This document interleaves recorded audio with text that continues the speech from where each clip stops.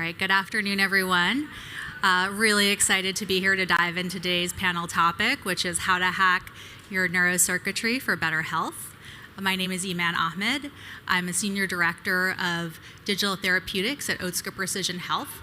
That's where I work on digital innovation for how to improve mental health outcomes and access. But before we dive in today, I think we should introduce our panel. Starting with Dan Carpenter. Hey guys, my name is Dan Carpenter. I'm a clinical psychologist. I did my graduate work at Fordham University and trained at Weill Cornell Department of Psychiatry in White Plains. I'm also at Otsuka Precision Health, and I'm the global lead for digital product development. Sandra? Oh. Hi, I'm Dr. Sandra Jan. I'm a psychotherapist, private practice in Dallas, Texas. Psychotherapy for, close to 35 years. I do a lot of research in the space of wellness and psychedelics, and I'm also an educator peer-to-peer with my colleagues. So glad to be here. Kelly? Hi everyone, so good to see you all face to face. This is always my favorite type of hangout. My name is Kelly Uchima. I am a mental health and wellness content creator based in LA. Since I was 19 years old, I've been sharing a lot of my struggles and my journey throughout depression, anxiety, eating disorders, unhealthy relationships, family dynamics, the list goes on. And in a previous life, I worked in academic research, specifically childhood development, for 7 years at the University of Illinois. So this is going to be fun. Awesome. Well, thank you all. Wonderful. I'm so glad you can be here for today's panel. So we are very excited, again, to talk about some really interesting developments that are happening at the intersection of technology and mental health. Specifically how treatments are being designed to target neural circuitry. But just before we dive into that, I think we need some grounding a little bit in terms of what we mean by something like how to hack neural circuitry. So Sandra, I'm wondering if you can ground us in what neuroplasticity is. Absolutely. Thank you, Iman.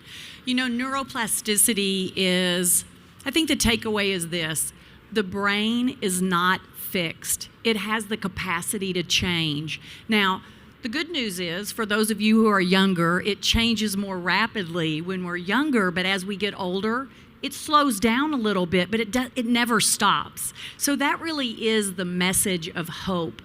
Neuroplasticity is really the brain's ability to adapt to either internal stresses or external stresses, and we've probably all experienced a mix of both of those. So you might want to think about it this way. Maladaptive neuroplasticity would be something that might happen in the disease state of major depressive disorder.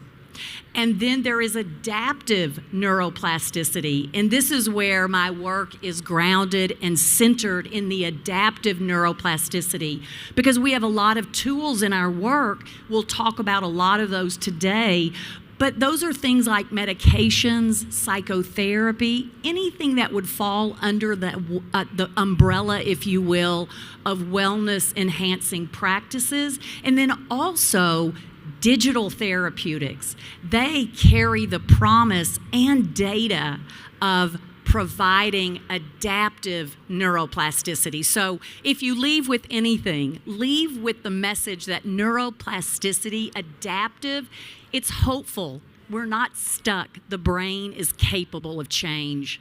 Thanks, Sandra. I love that. I love that message of hope, and I love the idea of being able to change our brains for the better. And I think when we talk about what we're changing or what the substance of that is, we mentioned neural circuits. And I'm wondering if Dan, if you could shed some light on maybe an example of a neural circuit and maybe how that operates in a disease state, maybe like depression. Sure. I take this home. You just said, if you remember one thing, remember this. It's so exciting because I don't think it's been that long when we've realized that the brain can grow and the brain can recover. And I think it's like a complex set of muscles. It's very complex, but it can recover, and that's exciting. And depression is a good way to look at that. If you go back a little ways, you think about, we've been talking about depression in terms of a chemical imbalance. So there's not enough serotonin, or there's too much dopamine in certain areas of the brain. And so we're going to give it some help there and help the neurochemistry change. But recent neuroscience has really shown, and largely because of imaging, so neuroimaging has really brought on whole new explorations of the way the brain works. And one of the ways is that the problems in depression aren't just about cells or molecules. They're about the way parts of the brain work together or don't work well together. And so those are called neural circuits, circuits that serve a function within the brain. And so one of the things that you see in patients with depression is you see a dysregulation in the corticolimbic neural circuit. And the corticolimbic circuit has to do with processing emotional information. So when you think about researching depression, you're going to go to the amygdala, because the amygdala is your emotional center, and that's where your emotional signals come from. That's your fight or flight signal that says, move fast. And you could see why that exists, that center in the brain, because it's part of what makes us react quickly to danger. But when that center is on all the time, it's not a good thing. And so in patients with depression, what we see is a hyperactive amygdala, where it's constantly sending out negative emotional signals, and it's just overwhelming to people. And your brain it's hard to cope with that, and you just, so in a normally balanced brain, or in an optimally balanced brain, what you look for is another part of the brain, which is the prefrontal cortex, which filters those and sorts those out, takes those inputs from the amygdala, and includes inputs from other sources of information, memories, context. And so where the amygdala may say, that's a snake on the ground, the dorsolateral, or the prefrontal cortex, sorts and says, I'm indoors. That's not a snake. Relax, that's an extension cord. And so the prefrontal cortex kind of controls and exercise what we call cognitive control over those strong emotional inputs that are coming from the amygdala. And in depression, we see hypoactivity in the prefrontal cortex. So you have a combination of stronger than normal activity from the amygdala, decreased activity where you would like to see cognitive control. And so they're out of balance. And we talk a little bit about the brain as a complex muscle, but think of how complex it is to move muscles. Think of one muscle's too strong a little bit, and it's overtaking the other one.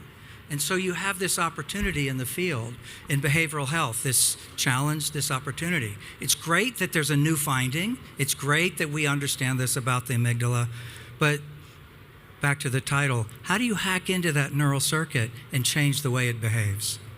Thanks, Dan, and I can't wait to get into that. I think that's a really key question that I'll leave everyone with for just a moment. And I love what you said about the imbalance in the neural circuit, because I've always heard it explained as an imbalance in chemicals, which I think is a little bit different in things like neurotransmitters, with serotonin and dopamine and things like that. This is a very different model and a little bit more systems-based, if I'm understanding that correctly.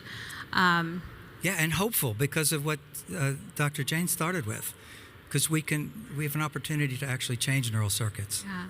So I'm wondering if most of us have heard about depression in this sort of chemical imbalance way. Sandra, I know you used to actually practice not that far from here.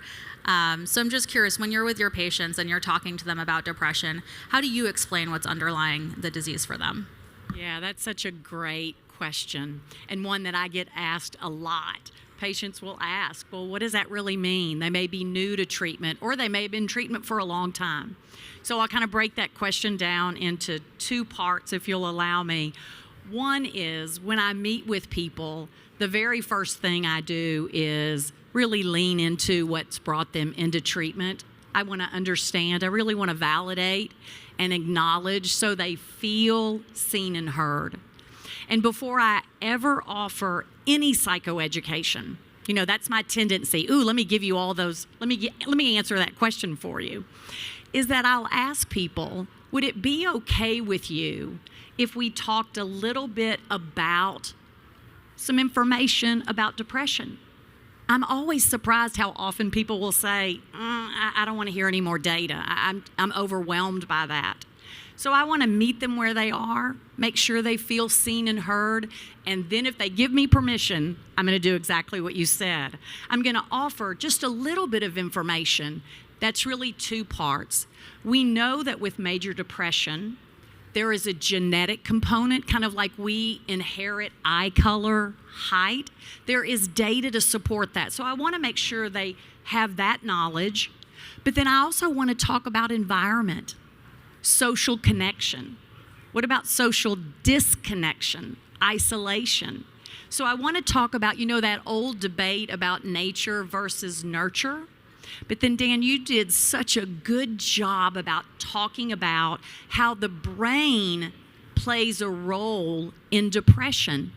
And one of the ways that I share with patients, a little bit like what you said, Dan, is this. Because I want it to be simple, because I kind of communicate in a pretty simple way around these topics. It makes it easier for me to understand it. It's that the two parts of the brain that Dan was talking about, that emotional part of the brain, just for a moment, I invite you, think about the last time you got overwhelmed by anything, an electrical cord that triggered you that, oh my God, it's a snake, or whatever it might have been. The amygdala, the emotional feeling part of the brain, hijacks the system. Imagine if somebody tried to talk you out of that fear. It ain't gonna work, because you've already been hijacked. The thinking part of the brain has been hijacked by the emotional part of the brain. And when people hear that, it lands well, it resonates, because probably all of us have experienced that in some way. So that's kind of the process. And the last thing is, I want them to have a sense of hope. I want them to know that we do have tools. They may not all suit you well. They may not be what you're ready to do, but we have a lot we can offer. And I'll tell you, when I had the invitation to come and join the panel to talk about digital therapeutics, it's a main part of my practice, that I'm so excited about it because of the potential that I know in a moment Dan's going to really walk us through that. And if I may, one of the things that I neglected to share when we did introductions, and Kelly, I think we both did, so may I speak? I was thinking the same thing. So I'm going to cover for us.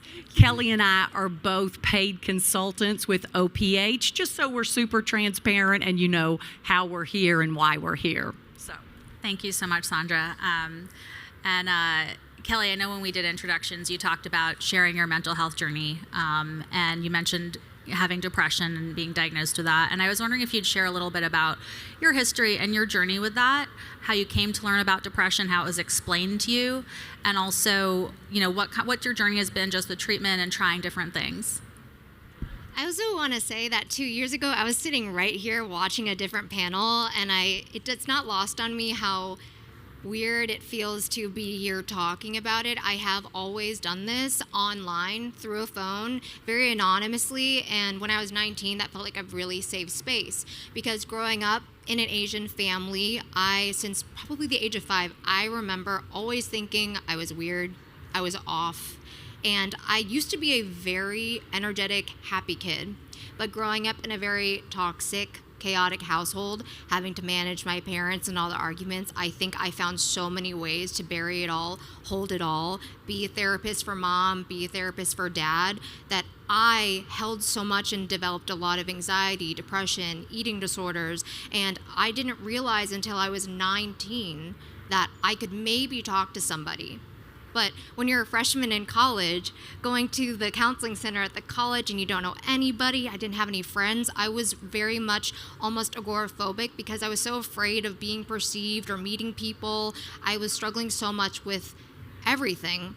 And I went to a therapist, and that's the first time I was ever validated about all of my struggles. Especially when having binge eating disorder, it is one of the most shameful things that I've ever experienced and lived with for most of my life.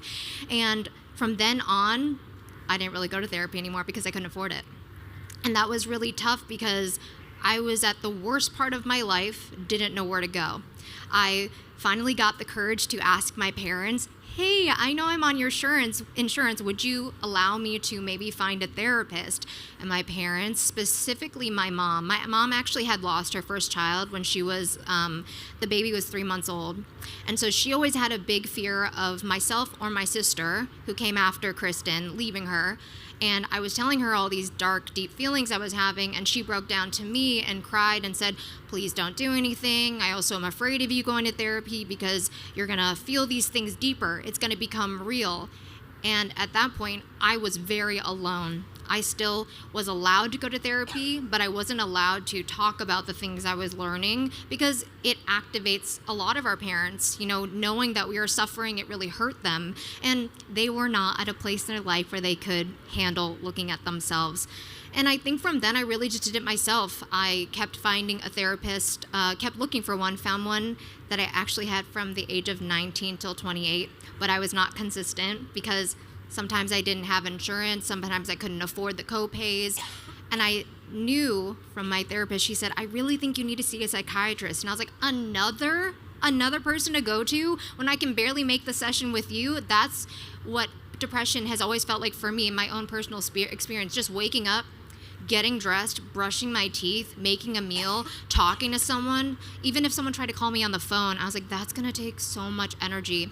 I have tried many different antidepressants, and I will be honest and say this is probably the first year, I am 31 now, this is the first year where I've really been consistent with my psychiatrist.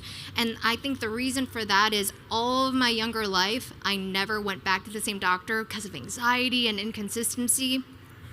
And I also never found one that also let me speak about my feelings. So finding the right care, finding the right treatments, finding the right supports, and being able to show up for all of it, depression does not allow you to do that. And I think now I've learned that 3 huge components for my treatment have allowed me to be on a much brighter side of things. I love talk therapy, I love psychiatry, I love medication, but I also think that showing up for myself and self-action, like meditating, journaling, just feeling your feelings, those are things I still really have to work through. And sometimes I just want someone to tell me what to do. So that's where I am right now. Thank you so much, Kelly, and thanks for being so candid with your story and your history.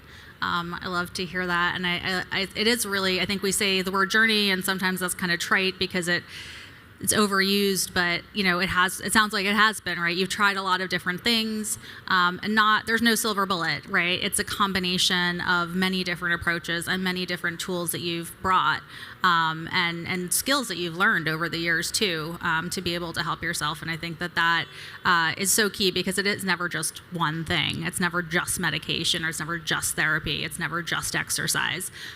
So I think that's just so interesting, and I think also speaks to the need for why additional options are needed, because it's never going to be just one thing. So with that, I wonder, Dan, you talked about neurocircuitry, right? We talked about this as being one of the causes, and we know, as you said, I think earlier, that it's a multi-factor disease with depression. A lot of reasons people feel that way. So with regard to neurocircuitry, can you speak a little bit to, is there anything we can do about this? Because I think, to Kelly's point, try a lot of different things, but is there anything that can be used to target this neurocircuitry? Yes, but hold on. I want to just acknowledge something. So depression is so pervasive and so common that what we now pretty much can say is those of us in the room, almost everyone has either struggled with it or knows someone very well who has. And I certainly am excited that we're out on a stage like this talking about it, because that's not the way it was 30 years ago. It was just different. And so that's cool. And so yes, we're talking about a new thing, but we're also talking, which is a really cool thing. So you've got this neurocircuit story I told you about, and people have looked at ways to deal with the amygdala, all sorts of different paradigms in the lab. And one particular group had success there, and that's a group from Mount Sinai who combined these two opportunities. One is that of neuroplasticity. The brain can adapt if you give it a chance to. And the second one is this neural circuit model of the amygdala and the prefrontal cortex, the cortical limbic system. And they thought to themselves, what if we could come up with a brain exercise that worked these two together at the same time? So what if we could come up with something that works the amygdala and the prefrontal cortex? And so what they did was they created a paradigm, a brain exercise that involves looking at human faces. So for emotions. So you'll give me a second. So I just smiled, a little exaggeratedly, but I smiled. In order to see that that was a smile, you had to use your amygdala. Surprise. You had to use your amygdala. And the amygdala sent a signal to Kelly, and it was thankfully humorous. But the idea is that triggers the amygdala. So now the second part is, how do you trigger the prefrontal cortex? Well, that's where working memory sits. And so the second part of the exercise is to commit that emotion to memory and then keep remembering in a series. And so they created this brain exercise that goes and activates the amygdala, prefrontal cortex in sequence in a very subtle way, and over time to see if that could have an effect on depressive symptoms. And so using this very simple idea that neurons that fire together become wired together, using that principle, they came up with this concept, this brain training exercise, to see whether or not it could change depression. That's wonderful, Dan. So I think we finally got to how we hack neural circuitry, which is firing. When neurons that fire together are wiring together and are changing the brain. And exercises are being developed to target specific neural circuits. So we're kind of getting, I think, to the meat of what we're talking about here. Now, you mentioned that this was developed in a lab at Mount Sinai. Is this purely hypothetical? What stage is this at in the research? This is now available? Is this what I'm understanding? Well, that's what's cool. It's on this stage. So we're going to tell you about it and hopefully get you enough time. Come back and ask questions later. But the team at Mount Sinai took this thing to an app development company in New York City called Click Therapeutics. This amazing group of user-centered design people that took this concept, this brain training exercise, faces and memory, and they put it in an app. And then that group came to Otsuka, and we worked together to put it in a program that could be utilized. And then we put it through a clinical trial to see if it works. And overall, over a 6-week period of time, what we found was that patients who used this treatment, this app, actually overall improved their depressive symptoms during the course of the trial. And that's incredible. Yeah, go ahead. Oh no, I was going to presage the next thing, and it is now that product was cleared last year in March, almost a year ago, by the FDA as a Class 2 medical device under a category called software as a medical device, and it was cleared for adjunctive treatment of depressive disorder for patients 22 years and older who are on an antidepressant. It is intended to improve depression symptoms. Yeah, and it also I'll do the disclaimer bit, which is basically it's not intended to communicate with a doctor, so it isn't used for that. It doesn't replace medication, as I think Dan said, and can't be used in emergency situations. So just want to put all those disclaimers out there so everyone can see it as on the screen, but we do have to say that. And that's important because it is an FDA-cleared medical device, and it has a label. So it's a prescription app that sits on the smartphone, and that's why that's important. And sorry, I mentioned the brain exercises and the part about the amygdala and the prefrontal cortex. What we did was, and the idea there is, it's sort of like two muscles. Like, again, go back to the idea. The amygdala is too strong. You need to beef up the prefrontal cortex so they're working more in balance. It's like physical therapy. And so, but you don't just start physical therapy. You start with some information and some education. So the app also includes some skill-based lessons to teach the kind of stuff Sandra does in her practice, but very fast, very quick, and teach some quick skill sets, and then also some messages to keep you on track in the treatment. Awesome, thanks, Dan.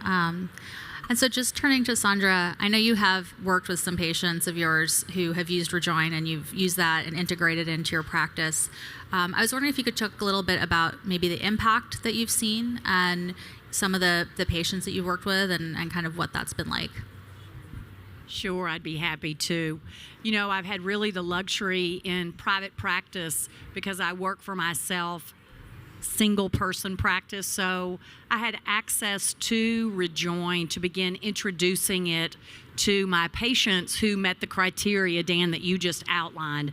My practice is mostly made up of people who have major depression, who are already working with a prescriber, taking some sort of antidepressant medication, and it's an all-adult practice. So it was kind of an ideal fit to introduce this digital therapeutic. And I loved it because, Dan, like you said, this is the first ever approved digital therapeutic for treating the symptoms of major depression. So for me, it was like a gift. It's one more tool to add to what I can offer people.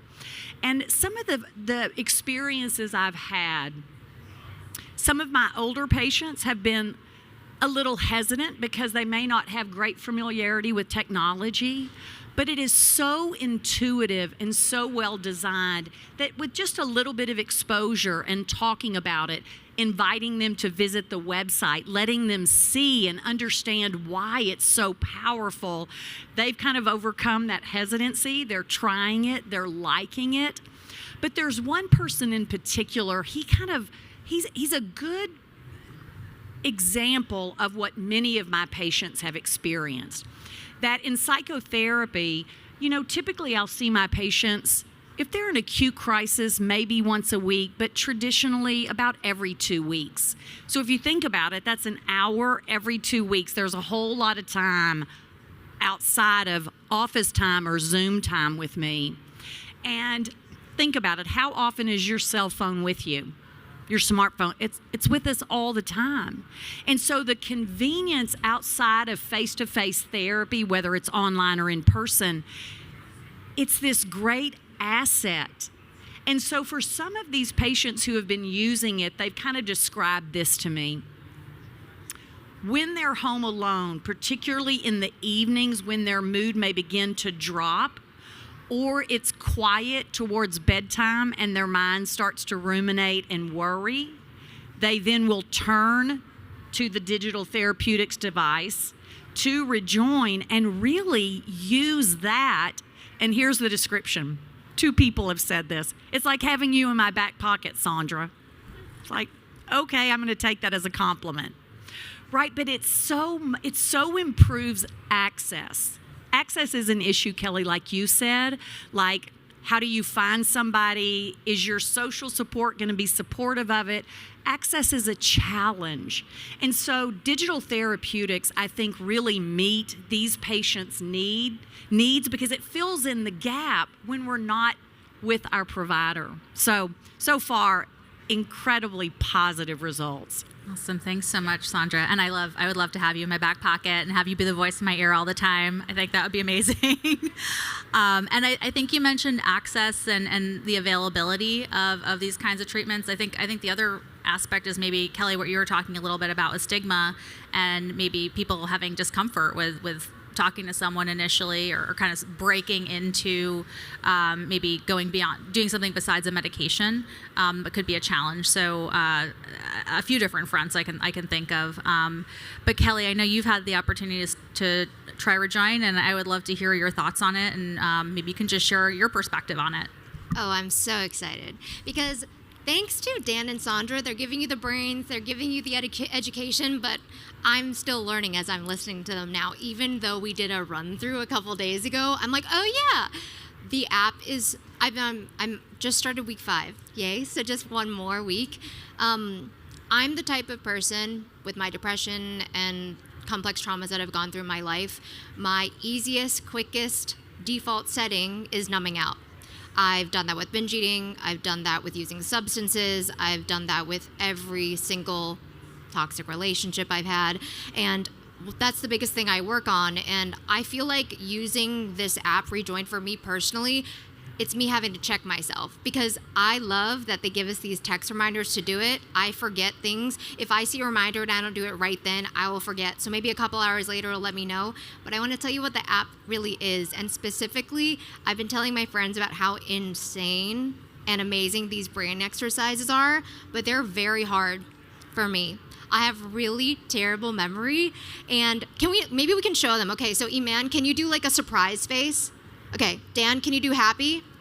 Sandra, can you do sad? And then I'll do disgusted. So basically the app, it'll show you Iman, then it'll show you Dan's expression, then it'll show you Sandra's expression, then it'll show you mine. But they pass. So now it'll say, is my disgusted face the same as the first one? You have to remember that over and over and over again. Then it'll ask you to remember the last 4, then the last 5. And I'm not kidding, I get very exhausted. I get very disappointed in myself when I don't get a 20 out of 20. But there's like these cute messages in between that says, it's okay, you don't have to get them all, keep going. And the animations that the app has with the little lessons they do before, those are CBT lessons, things like replacing negative thoughts, positive thoughts, ways to be more present. They're really helpful because although we know it and have heard it a billion gajillion times, I need to hear it again. And every time I find myself receiving that, I'm like, man, I needed that. And maybe this is a good opportunity for me to work on my memory, because I don't think my prefrontal cortex is working very well.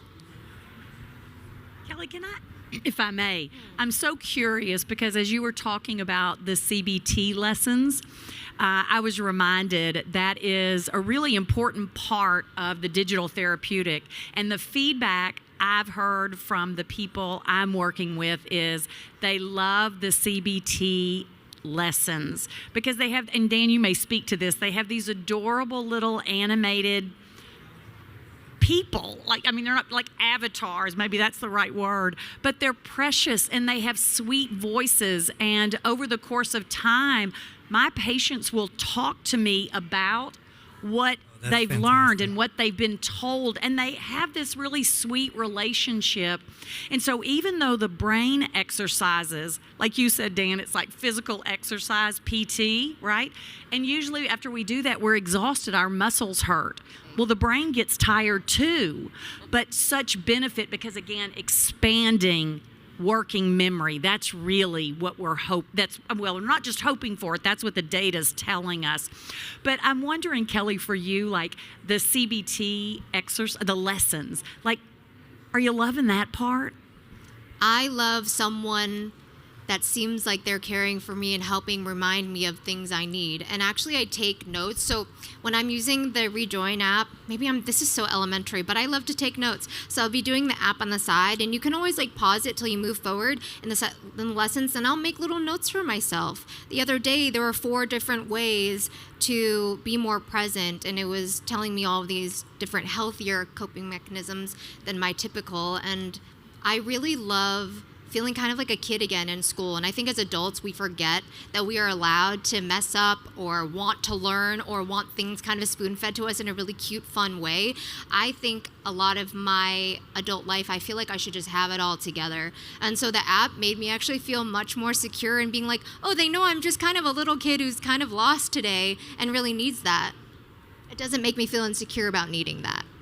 Love it. It's so beautiful. Dan, how about for the development with Click Therapeutics? Like, could you just speak to like how they did the CBT lessons and created such a great platform? Sure. It was a blast. It started with some really cool graphic designers to come up with the main character, and then a team of us. There were like 5 of us who worked under the supervision of a senior psychiatrist who actually worked on the original NIMH treatment of collaborative study, that John Doherty, who was part of the original study that proved that CBT and IPT were as effective as medication for some forms of depression.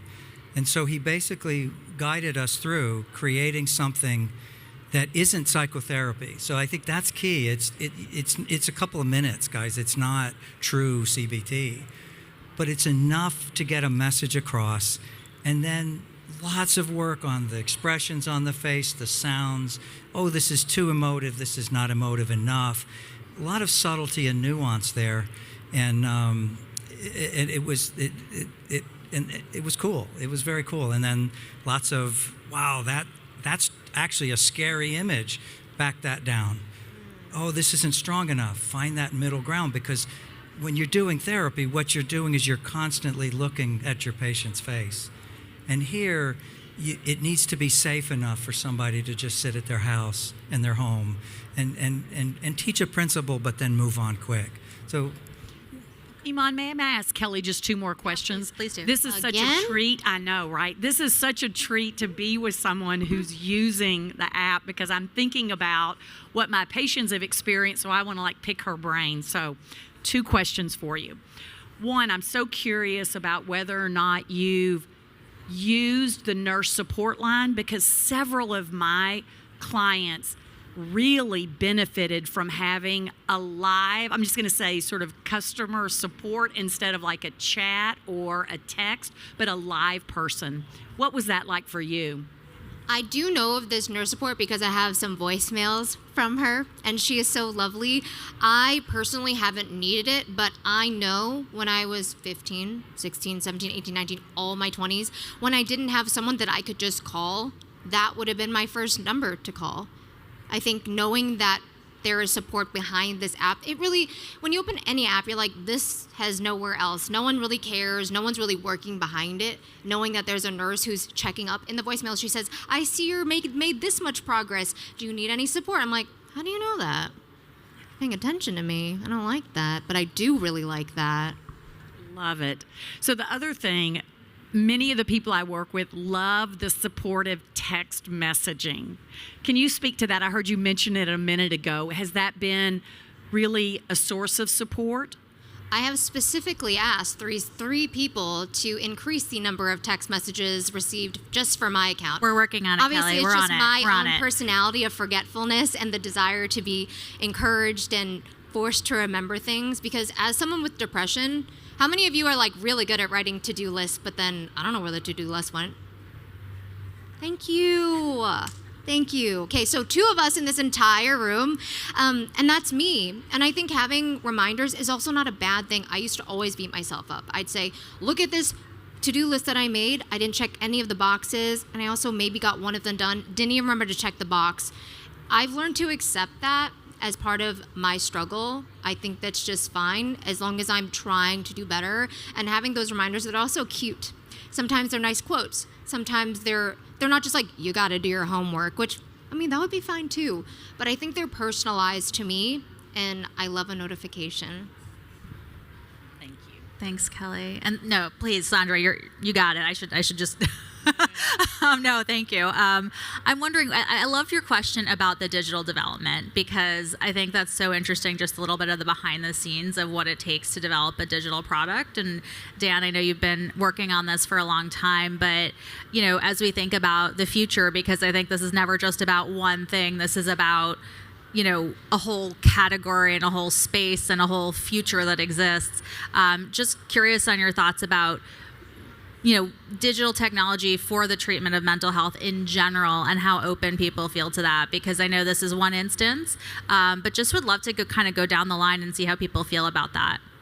Interesting. I thought you were going to ask me about the FDA clearance path. Oh, go for it, yeah. I think a key thing about this is the rigor that you have to go through to get FDA clearance for a medical device is important.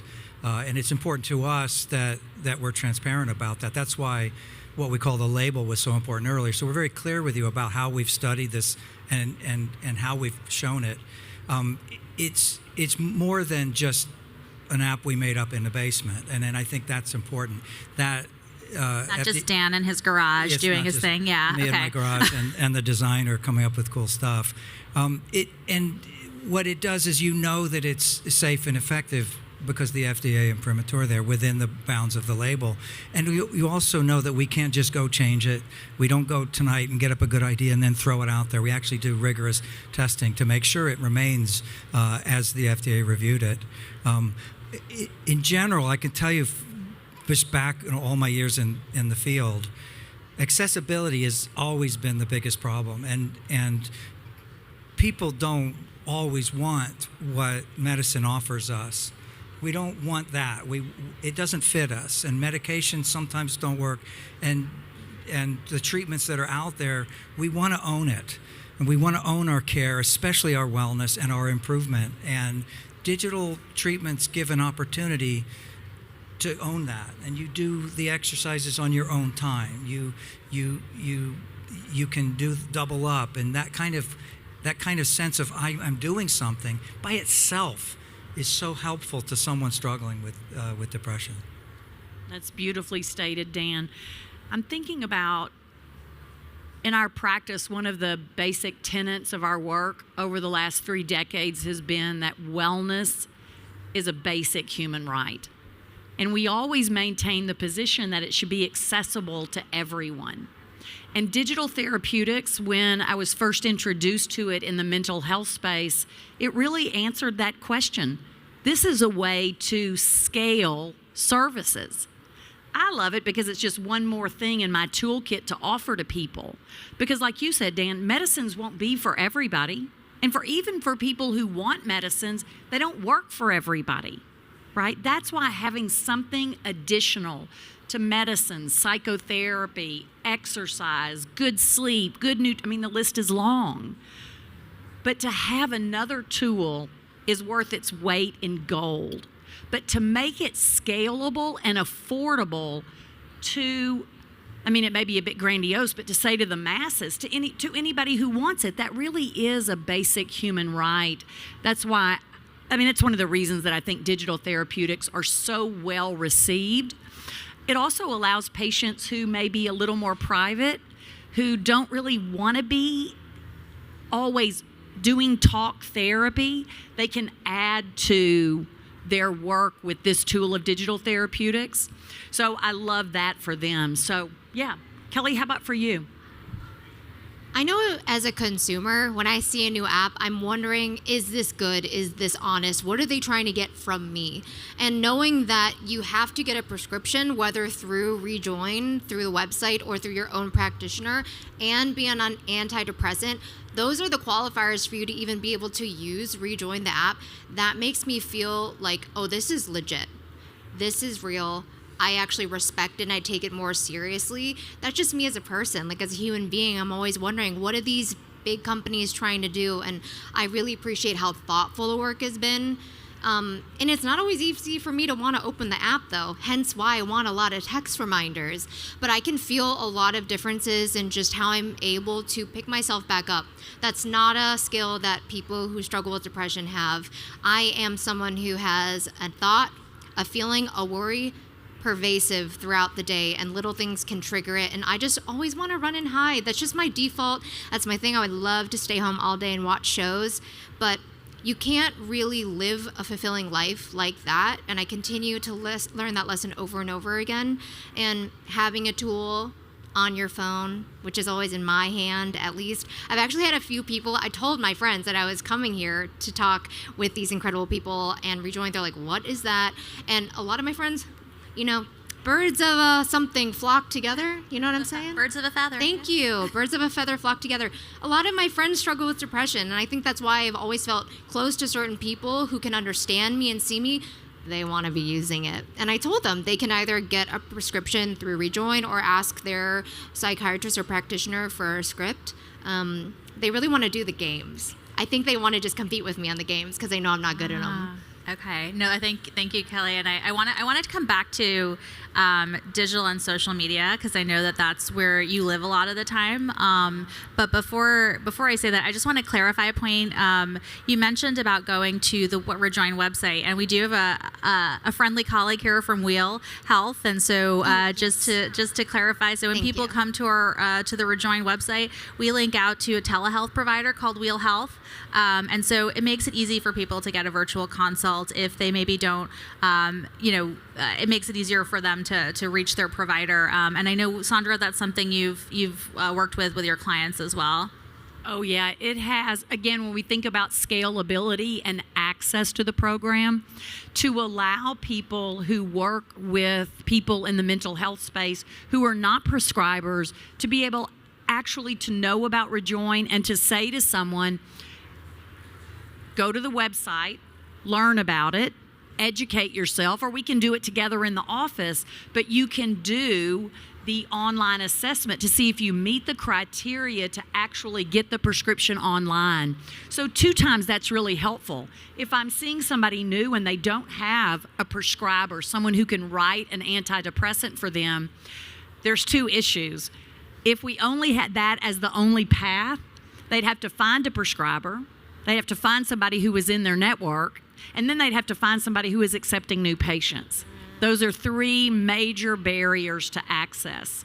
So being able to access it through the website, it just broadens the boundaries, if you will, and opens up access. So I just love that. Oh, thank you, Sandra. And I think especially for people who maybe only see their PCP or a primary care provider a few times a year, that may be a great way to extend their antidepressant and go to something else. But I wanted to loop back on the question we were talking about social. I know there's a lot of information online about social and mental health and the relationship of how we spend time on our phones with our mental health. And so, Kelly, I'm just curious, from your perspective as someone who obviously does spend a lot of time on their phone, how do you feel about using your phone for your mental health versus other things? I also want to say I think I've recently developed carpal tunnel syndrome from scrolling using my right thumb on my phone. It's just terrible how often we're using it.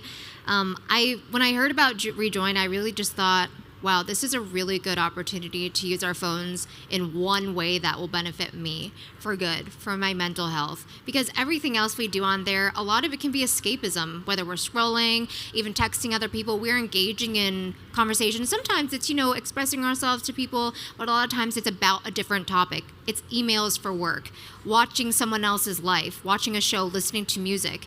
And this is one app where you are forced to go inward. And I really like those times in my life where I always remember how important it is to stay in here and really connect to here.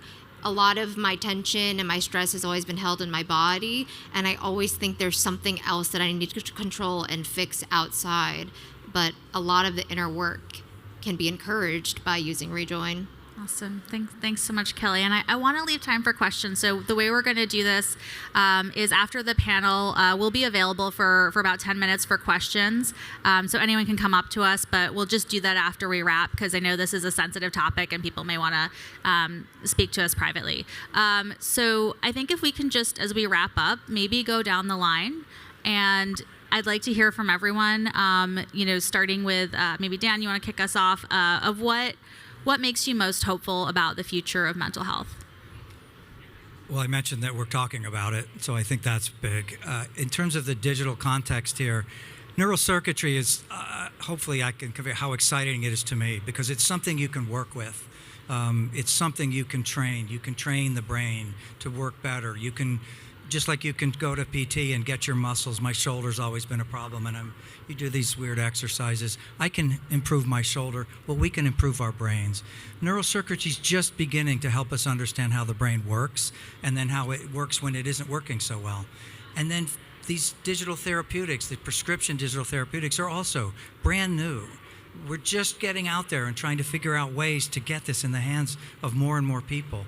And so I feel like Rejoyn is really nicely, this product we've been talking about, at the intersection of really cool, cutting-edge neuroscience with clinical evidence and rigor around that, and also just accessibility in a future where people can get the treatment they need when they need it and use it the way they want to use it. Thanks, Dan. And I love that physical therapy analogy of just, we have all these ways that we can help our bodies change and grow and improve, and creating new ways to do that for our brains. I think it's just a different take on that. Yes. But Kelly, to your point, change is not easy. Change can be difficult. So would love to hear your thoughts on what you're hopeful about in the future of mental health. I'm excited to show this to my parents. My parents are in their mid to late 60s, and I've shared a lot of hard truths and therapy lessons to them, and they've put in a lot of work to repair our relationship. My parents ended up finally separating because the whole family was just really, really broken. And I know that they would be able to navigate the app. They're the type that hold one phone and poke with the other. And I think my dad specifically would really benefit. He really does struggle with anxiety and depression, but he doesn't feel that comfortable doing talk therapy, but I think as I keep sharing the tools I use and physically can show him, he can't come to my therapy sessions with me. He doesn't see that it's not intimidating as much as I try to tell him. But when I have him visit me in LA in 2 weeks, I can show him the Rejoyn app, and maybe he'll want to do the lessons by himself, even though I'm supposed to finish them. I think he'll really have fun. That's what I'm most excited about. I think a lot of times when we think about mental health, social media, we think about young people. Everyone is using social media. Everyone is on their phones. Everyone is seeking something when it comes to bettering themselves. Now, is it too intimidating most of the time? Yes. So I think starting with Rejoyn, this kind of app that is very approachable, accessible, and really does feel like in your control, that's a big part of struggling with your mental health. Everything else feels outside of your control. When I'm holding my phone, I'm like, I can open it. This is all my thing. I love that. Thank you, Kelly. And I think you're right, because a lot of people are still, even if they're on medication, they're still struggling. They're still looking for something else. It may not be everything that they need. And to what you began with, it's a multi-part journey. So Sandra, I'd love to close with you. Take us home. What's making you hopeful about the future of mental health? Yeah, I'll sort of tag on, Dan, what you said. Neuroplasticity, probably, a couple of years ago, we'd say new and emerging concept, but it is here, it is alive and well, and it's so connected to what I try to give to my patients, and really how I try to live my life, that no matter how difficult things can be, Kelly, to your point, that there's always hope. And knowing, based on data, that the brain can change, it can grow, is so hopeful. So that I'm inspired by. The last thing I'll say is I'm a type 1 diabetic. I think this year's 35 years. And digital therapeutics, because we know it's not just mental health. Think about any disease state. Digital therapeutics, even if it's just a video you're watching about a procedure, it's in every arena, every sector of healthcare, and growing. So mental health is right up there, right? We're doing a lot. But in diabetes, it changed the way I live. It just made me freer and able to walk through life less encumbered, because everything is run through a 24-hour glucose sensor, a pump, all digital therapeutics, and it's all run through my smartphone. I love it.